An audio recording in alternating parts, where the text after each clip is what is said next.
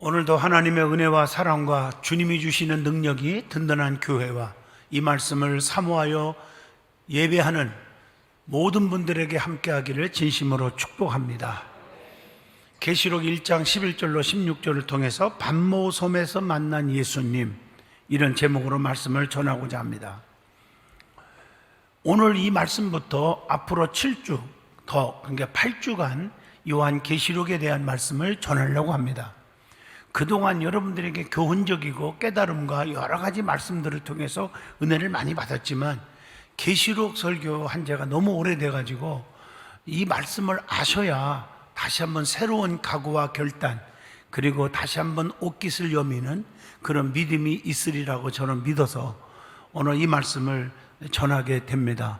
앞으로 8주간 동안 계시록을 통해서 주님이 우리를 향한 뜻이 무엇인지, 또 때가 임박한 것을 다시 한번 깨닫는 그런 역사가 있기를 축복합니다. 왜냐하면 사람은 누구나 세 가지 비밀을 가지고 삽니다. 첫째가 환난의 비밀입니다. 1분 1초라도 앞길을 장담할 수 있는 사람 아무도 없습니다. 저는 47년 동안 목회를 하고 또 부흥회를 47년 동안 다녀보면 수많은 교회들, 크든 작든 간에 많은 교회들을 다녀보면, 또 전 세계의 교회들을 다니다 보면 정말 깨달아야 할 말씀이라고 생각해요. 잘 나가고 수천억을 벌고 그런 분도 하루아침에 바닥치는 분들 많이 봤고요. 너무 힘들어도 성령께서 함께 하시니까 하루아침에 대기업을 이루고 축복 속에 사는 분들도 많이 보았고, 우리 든든한 교회 안에서도 그렇게 축복 속에 기적을 이룬 분들이 꽤 많이 있습니다. 제가 성함과 이런 걸 밝히지 않기로 했기 때문에 안 하지만 하나님의 역사를 우리가 보게 됩니다. 인간은 누구든지 환난의 비밀이 있습니다. 그래서 선줄로 생각하는 자는 넘어질까 조심하라, 그리고 늘 깨어 있으라, 이렇게 교훈을 하고 있는 줄로 믿습니다. 두 번째로는 죽음의 비밀이에요. 올 때는 순서가 있지만 갈 때는 절대 순서가 없습니다. 대학교 종합병원 영안실 한번 가보세요. 갓난 아기부터 시작해서 10대, 20대, 30대, 40대 많이 있습니다. 여러분, 언제 사람이 죽을지 아무도 몰라요. 나이가 많다고 해서 먼저 가고 나이가 어리다고 해서 늦게 가는 것 절대 아닙니다. 생사화복을 주관하시는 분은 하나님이신 줄로 믿습니다. 그리고 세 번째로는 심판의 비밀, 주님의 재림의 비밀입니다. 천년만년 살 것처럼 우리가 그렇게 생각하고 살면 안 됩니다. 주님 오실 날이 진짜 가까웠어요. 그러나 때와 기한은 아버지 권한에 있어요. 아무도 몰라요. 그러나 나라가 나라를 치고 민족이 민족을 대적하며 각처에서 기근과 지진이 있으리니 이것이 재난의 시작이니라. 여러분 한번 주변을 살펴보세요. 이런 일들이 지금 일어나고 있잖아요. 기후변화로 인해서 얼마나 많은 사람들이 지금 다치고 죽고 고통을 겪고 있습니까? 뿐만 아니라 서로 나라가 나라를 치고 민족이 싸우고, 조금 좁은 의미로 말하면 같은 집안 식구들끼리도, 또 교회 안에서도 마찬가지예요. 성도와 성도, 또 주회종과 성도 대적하고 싸우고, 이런 심각한 교회들도 가끔 있지 않습니까? 이런 걸 보면서 주님 오실 날이 너무 가까웠구나, 이걸 깨닫게 해주는 줄로 믿습니다. 그래서 우리는 만물이 마지막이 가까웠으니 베드로전서 4장 7절입니다. 정신을 차리고 깨어 근신하여 기도하라고 우리에게 명령하시면서 8절에 서로 사랑하라, 사랑은 허다한 죄를 덮는 것이다. 대접하되 원망 없이 하고, 봉사하되 선한 악한이 아니에요. 선한 청지기 같이 봉사하라. 너가 무슨 말을 하려면 하나님이 하시는 것처럼 말 좀 하고, 무슨 일을 하려면 내 힘으로 하는 게 아니라 하나님의 공급하시는 힘으로 하라. 이것이 하나님께 영광을 돌리는 것이라고 말씀합니다. 오늘 여러분, 그런 차원에서 앞으로 미래에 되어질 일에 대한 말씀이 요한계시록입니다. 그래서 계시록은 사도 요한이 복음을 열심히 전하다가 엄청난 핍박과 환난을 겪어요. 그 핍박 속에서 결국에 잡혀가지고 반모섬에 유배당해 있을 때 주님이 주신 말씀이 요한계시록입니다. 요한은 계시를 통해서 계시록 1장 19절에 보니까 내 본 것과 이제 있는 일과 장차 될 일을 기록하라 이렇게 말씀했어요. 모든 성경은 주의 종들이 하나님으로부터 받은 말씀과 그리고 있었던 일들을 본 것들을 기록을 했지만 요한계시록은 주님이 나타나시면서 기록하라, 받아 써라 해서 직접 쓰여진 말씀이 요한계시록입니다. 요한은 소아시아에 특별히 7교회에 편지를 보내고 있습니다. 이것은 오늘날 교회들에게 보낸 편지입니다. 다음 주부터는 이제 첫 번째 교회부터 시작해서 7교회에 대한 말씀을 7주 동안 말씀을 전할 것입니다. 이것은 우리를 향한 깊이 깨닫고 결단하게 하시고 변화된 삶을 살아야 한다는 것을 우리에게 교훈해 주고 있습니다. 그러면 이 반모섬에서 유배되어서 만난 예수님, 그 애롭고 고독하고 힘든 그 상황 속에서 만난 예수님, 이런 제목으로 말씀을 드리면서 7금 촛대로 다니시는 예수님의 그 모습 속에서 우리에게 주는 교훈이 무엇인지를 깨닫는 시간이 되시기를 바랍니다. 자, 요한계시록을 통해서 깨닫게 되는 핵심 말씀이 무엇인지를 이제 설명을 하겠습니다. 요한계시록은 어떤 말씀이 기록되어 있습니까? 요한계시록을 통해서 전해주는 메시지가 있다고 하는 거예요.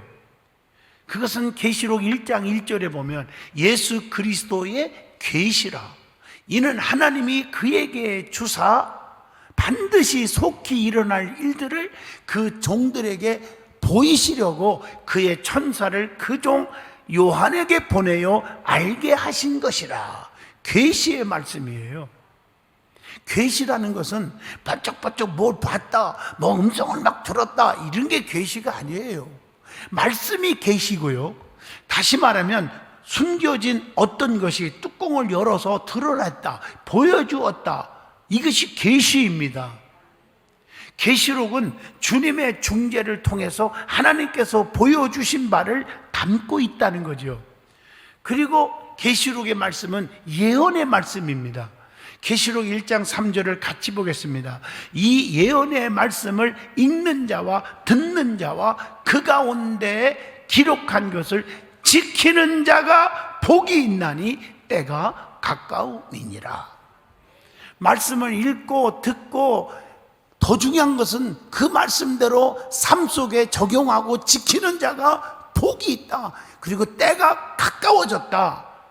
이렇게 말씀하고 있어요.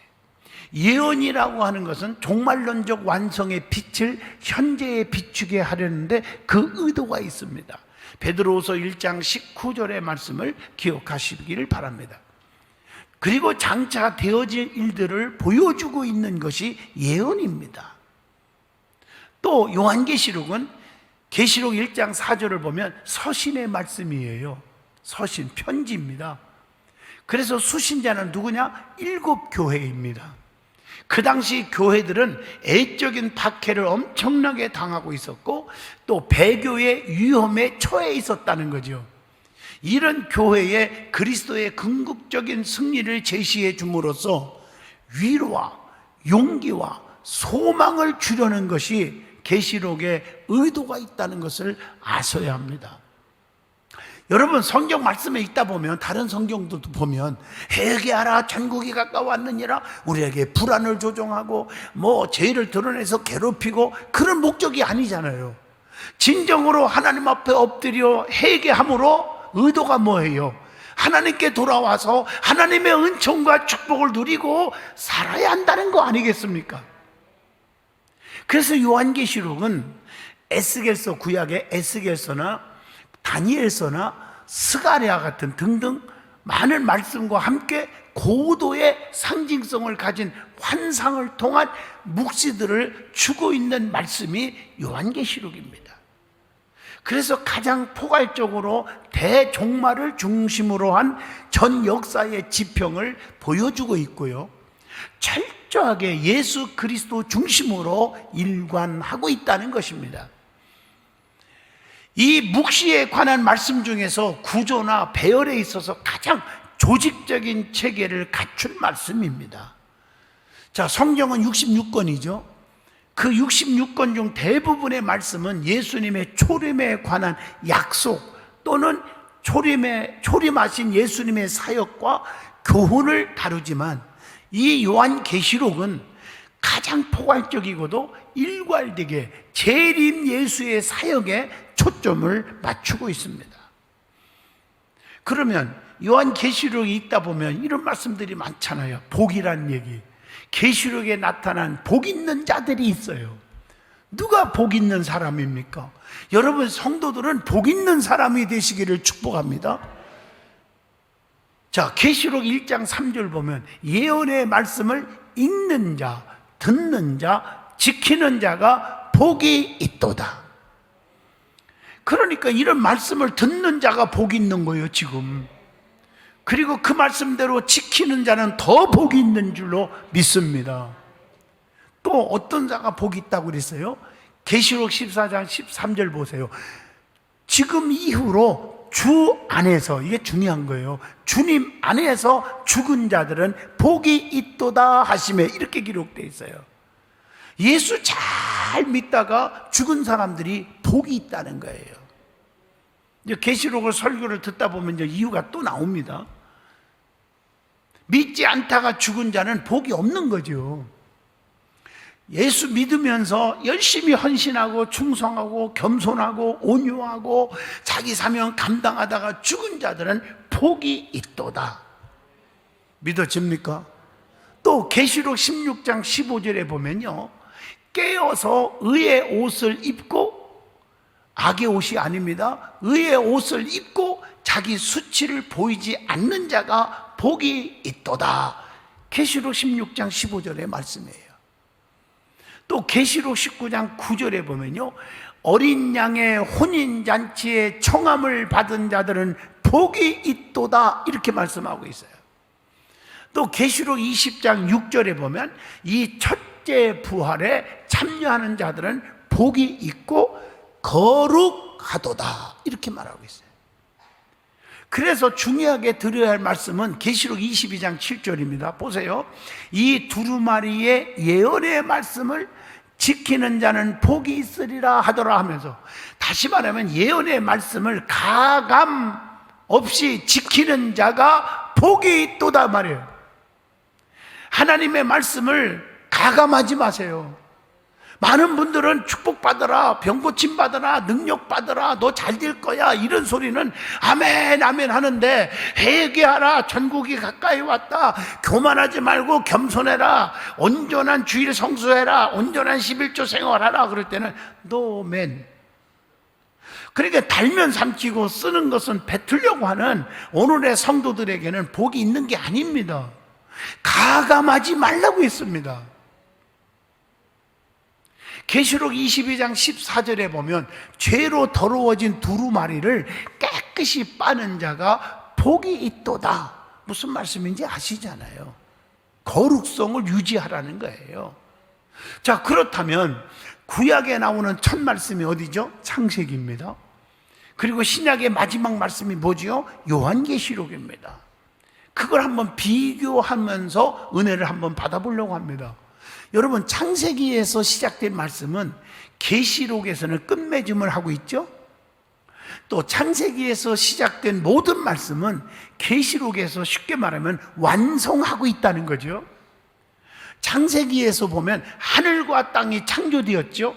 그런데 계시록에서는 새 하늘과 새 땅을 보게 됩니다. 창세기에서는 해와 달이 창조되었지만 계시록에 보면 주님이 새 하늘의 빛이 되시니 해와 달이 필요가 없다는 거예요. 또 창세기에서 에덴 동산이 있었지만 계시록에서는 거룩한 성이 있다고 했습니다. 창세기에서는 첫째 아담의 결혼 이야기가 나오죠. 하와하고 결혼하죠. 근데 계시록에서는 예수님의 혼인잔치가 그려져 있습니다. 창세기에서 죄의 시작을 보고 있었죠. 그러나 계시록에서는 죄의 문제가 해결됩니다. 창세기에서 사탄의 첫 출현과 슬픔과 아픔이 나오지만 계시록에서는 사탄의 마지막 운명과 사탄의 멸망을 보게 됩니다. 얼마나 우리에게 은혜를 주고 있습니까? 그러면 주님께서 재림하실 때 일어나는, 심판하러 오실 때 일어나는 두 가지 현상이 반드시 있습니다. 계시록 1장 7절 보면 볼지어다 그가 구름을 타고 오시리라. 각 사람의 눈이 그를 보겠고 주님 오심을 보게 되겠고, 그죠? 그를 찌른 자들도 볼 것이요 땅에 있는 모든 족속이 그로 말미암아 애곡하리니 그러하리라. 아멘. 이랬어요. 두 가지가 나오죠, 이 말씀 속에. 하나는 주님이 오실 때 주 예수시여, 아멘, 주 예수시여 어서 오시옵소서 환영하는 현상이 일어나는 것도 있고요. 그래서 주 예수시여 어서 오시옵소서라고 할 수 있는 분이 누굴까요? 신앙의 핍박 속에서도 믿음의 절제를 지키는 자들이 주님을 만나서 환영한다는 거예요. 계시록 14장 12절. 또 주님을 뜨겁게 사모하는 그런 사람들이 주님의 오심을 환영하겠지요. 계시록 22장 17절. 계시록 22장 11절로 12절 보면 경건하게 진실하게 사는 자들이 예수님을 환영하겠지요. 제가 어릴 적에 지금도 기억이 나요. 제가 많이 울었어요. 그래서 찬양을 제가 좋아하는 것 같아요. 내가 잘한다고 안 했어요. 좋아한다고 그랬지. 막 울으면 우리 누님들이 저를 애기라고 이렇게 업고 다니고 키웠거든요. 누님이. 그럼 뭐냐면 순사 나온다. 순사. 옛날 말이에요. 옛날에 일본 순사 나온다. 얼마나 순사들이 일본 경찰들이 무섭게 했으면 애들도 벌벌 떨었거든. 그 당시에 순사 나온다 그러면 쭉 그렇게 그쳤거든요. 왜? 순사를, 야 순사 어서 오시옵소서, 할렐루야, 그런 분 없어요. 왜 그럴까? 내가 울었다. 뜻끝에 울지 마. 너무 왜 이렇게 울어? 그 잘못된 거잖아요. 지금 끝이 하잖아. 근데 계속 울어댔거든 내가. 잘못한 거 있는 사람은 순서 나온다 할 때 끝이잖아요. 우리 예수님이 오실 때 진실하게 경건하게 산 사람들은 두려워하지 않아요. 아멘, 주 예수시여 어서 오시옵소서 이렇게 맞이할 줄로 믿습니다. 그리고 요한복음 3장 5절에 물과 성령으로 나지 아니하면, 거듭나지 아니하면 하나님 나라에 들어갈 수가 없다. 거듭난 사람, 성령 충만한 사람이 환영하는 것입니다. 그리고 계시록 22장 7절에 성경에 보세요. 하나님의 뜻대로 산 자, 말씀대로 지키는 자가 복 있는 거예요. 그 자들이 환영하는 거예요. 그 다음에 환영하는 사람 있는가 하면 반대급부가 있어요. 애곡하고 통곡하는 자가 있다 그랬어요. 누굴까? 성경에 한번 많이 가르쳐 줬죠. 마태복음 25장 8절에 미련한 기름 준비하지 못한 5처녀는 애곡했잖아. 신랑을 못 만났잖아요. 통곡했잖아요. 또 마태복음 25장 26절 보세요. 악하고 게으른 종아 그러면서 한 달란트 받은 사람 일도 안 하고 그냥 남겼어. 사명을 줬는데 사명의 열매가 없어. 결실이 없어. 이런 자들이 애국한다고 그랬어요. 마태복음 3장 12절에 쭉종이 같은 자들, 쭉종이는 불에 태워버리리라 이랬잖아요. 통곡하는 날이에요. 그날이 주님이 오시는 날이 애곡하는 날이란 말이에요. 또 베드로서 2장 1절 보세요. 주님을 부인하고 또 잘못된 영에 빠지고, 즉 이단에 빠진 자들 아주 통곡하는 날이 온다는 거예요. 계시록 22장 15절 우상 숭배자들, 거짓말하는 자들 통곡하게 됩니다. 그러니까 두 가지 중에 우리는 어디에 서 있습니까? 주님을 환영하는 성도의 반열에 설 수 있기를 축복합니다.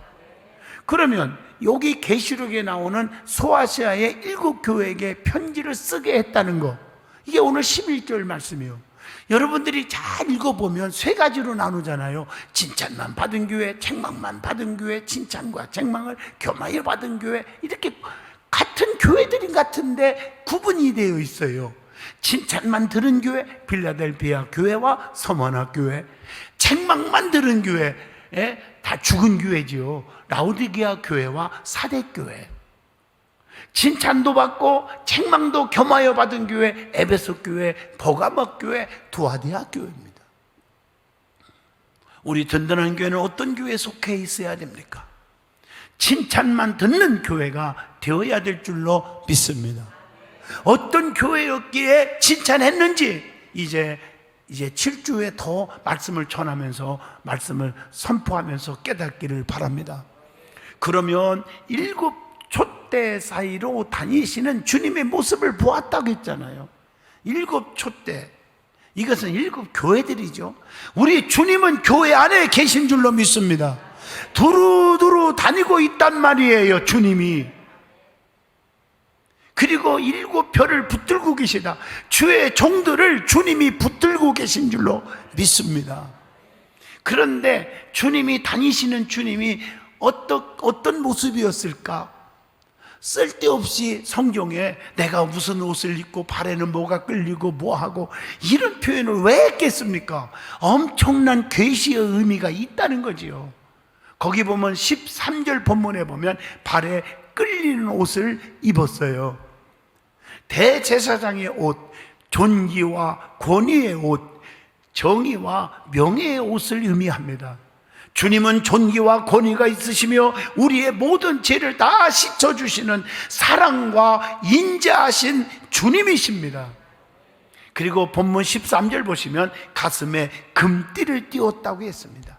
이것은 흠이 없는 의의 옷이요, 군왕으로서, 만왕의 왕으로서 위엄 또는 권위가 있는 주님이시라는 것이죠. 그리고 본문 14절 같이 볼까요? 그의 머리와 털의 희기가 흰 양털 같고 눈 같으며 그의 눈은 불꽃 같고 이랬다고. 머리와 희기가 흰 양털 같고 흰 눈 같다는 표현을 하잖아요. 이것은 권위가 있는 영광의 모습입니다. 지혜롭고 순결하신 주님의 모습입니다. 그리고 14절에 눈은 뭐 같다? 불꽃 같다 그랬어요. 여러분, 신적인 통찰력 있는 주님이십니다. 주님 앞에 우리는 숨을 수가 없고 속일 수가 없습니다. 여러분이 캄캄한 밤에 이불을 뒤집어 쓰고 있다고 해서 주님이 여러분의 심령 마음까지도 깨트려 보신다는 것입니다. 사람의 마음속까지 파고 들어가 찌르시는 주님이라고 오늘 본문에 나오잖아요. 대적들에게는 그게 뭐예요? 공포심을 주는 권위의 눈이시기도 하십니다. 그리고 오늘 본문 15절에 보세요. 이 발은 불무에 단련한 추석 같다고 그랬어요. 심판주로서 대적들에게는 주님의 권능으로 굴복시키십니다. 튼튼하고 견고한 발과 안전하고 영구한 발을 가지시는 주님이십니다. 주님은 어디든지 우리를 보호하시고 지켜주시고 인도하시는 분이십니다. 그리고 본문 15절에 보세요. 주님의 음성은 많은 물소리와 같았다, 이렇게 말하고 있죠. 물소리와 같다. 심판주로서의 권능과 위엄 있는 주님이시죠. 부드러운 사랑의 속삭임을 주시는 주님이시죠. 권면의 속삭임을 주시는 주님이십니다. 또 진노와 책망의 꾸지람도 주시는 주님이시라는 것입니다. 저는 이번에 전라남도 있는 그 남경산 기도원에 집회를 갔어요. 내장산 국립공원 안에 있잖아요. 물들이 쫙쫙 흐르는데, 이야, 많은 물소리들이, 새소리들 들으면서 저절로 막 찬양이 나와. 참 아름다워라 주님의 세계는 막 가슴에 울려나는 찬양이 나와요. 거기서 주님의 음성을 듣는 것 같고 주님의 마음을 읽게 해주고요, 또 나 자신을 돌아보게 해주기도 하고, 너무 전 강사로 갔지만 은혜를 받았어요. 그리고 주님의 입에는 본문 16절에 뭐라 했어요? 좌우에 날섬 검이 나오고 그 얼굴은 해가 힘있게 비치는 것 같더라, 이렇게 나와요. 한편으로는 찌르고 한편으로는 치료하시는 분. 사랑하는 성도 여러분, 여러분들에게 이런 말씀을 잘 받아야 돼요. 찌르는 소리를 안 받으려고 그래요. 달짝지근한 말씀만 아멘 하죠. 왜 예배가 회복이 안 됐습니까? 왜 온전한 11조 생활이 이렇게 망쳐버렸습니까? 왜 기도 생활이 망쳤습니까? 그런 소리 다 듣기 싫어해요. 다 잘한다 잘한다, 당신이 최고야 하면 너무너무 할렐루야가 아니라 할렐루야 하는 것 같아, 내가 볼 때는. 그러면 안 돼요. 찌르는 소리도 있지만 그 찌른 다음에 그 다음에 하나님은 뭐예요? 치료하시는 분이다. 호세아 6장을 보세요. 오호라 여호와께로 돌아가자. 쉽게 해석할게요. 여호와께서 치시고 때리시고 막 하나님께서 쳤지만 회개하는 자, 어떻게 돌아오는 자, 돌아오면 다시 싸매주시고 어루만져 주시고 고쳐주시고 치료한다고 그랬어요. 그리고 이틀 후에 살려주시고 3일째 되는 날 일으켜 세워주시리니 우리가 여호와 앞에서 살리라. 이 말은 이틀 후에 살려준 것은 내가 왜 너를 병에서 고통에서 살려주셨느냐, 그 다음에 뭐 하라고요? 남은 여생 주를 위해서 헌신하라고. 자기를 위해서 살지 말고 주를 위해서 살으라고. 이걸 꼭 기억하셔야 합니다. 그리고 죄는 좌우로 쳐서 멸망시킨다, 이렇게 나옵니다. 한치의 오차도 없이 엄정한 심판을 하시는 주님의 모습을 보여주고 있습니다. 그 다음에 16절 밑에를 보세요. 주님의 얼굴은 해가 힘있게 비치는 것 같더라. 우리 주님은 하늘나라의 영광을 얻으신 분이십니다. 변화산의 영광을 얻을 때도 빛났잖아요. 마가복음 9장 3절에 그의 옷이 광채가 나며 이랬잖아요. 광채가 나요. 우리 주님은 레위기 19장 2절 거룩 자체입니다. 주님이 천국에 참여할 의인들의 모습도 역시 해같이 빛날 것이라고 마태복음 13장 43절에 기록되어 있습니다. 결론적으로 말씀드립니다. 반모섬에서 외롭고 고독하고 고통스러운 상황에서 기도하고 주님을 사모하던 요한은 주님으로부터 계시를 받고 위로와 용기를 주시는 주님을 만났습니다. 저도 너무너무 힘들고 배고프고 너무 고통스럽고 처음에 개척할 때 세상에 월세를 못 내가지고 그 월세 내려고 아르바이트도 하러 다니고 그렇게 해서 교회를 세워졌어요. 너무 힘들 때 산에 올라가서 나무불을 잡고 아버지 아시지요? 아시지요? 내 마음을 아시지요? 주님 보고 계시지요? 듣고 계시지요? 이러고 기도한 적이 엊그제 같아요. 요한은 너무 힘들 때 주님의 모습을 보았어요. 그래서 계시록 1장 17절에 엎드려 죽은 자 같이 되었다고 표현하고 있습니다. 요한은 자기 존재를 알았습니다. 그리고 은혜를 받았습니다. 그리고 예수님께서 오른손을 얹어주시면서 두려워하지 말라, 계시록 1장 17절에 그렇게 위로를 줍니다. 주님의 오른손은 축복의 손입니다. 능력의 손입니다. 이런 주님의 손으로 요한을 붙잡아 주신 것입니다. 사랑하는 든든한 교회 성도 여러분, 요한이 만난 주님을 우리의 삶 속에 뜨겁게 체험하기를 축복합니다. 두려워하지 말라, 내가 너를 붙들고 계신다, 이런 음성을 들을 수 있기를 축복합니다. 기도합니다. 거룩하신 하나님, 은혜 주셔서 감사합니다. 성령께서 우리와 함께 하시고 늘 지켜주시옵소서. 기적의 하나님을 체험하게 하여 주옵소서. 능력의 하나님을 체험하게 하여 주시옵소서. 주님 오실 때 아멘 주 예수여 어서 오시옵소서 환영하는 성도가 되게 하여 주옵소서. 예수님 이름으로 기도하옵나이다. 아멘.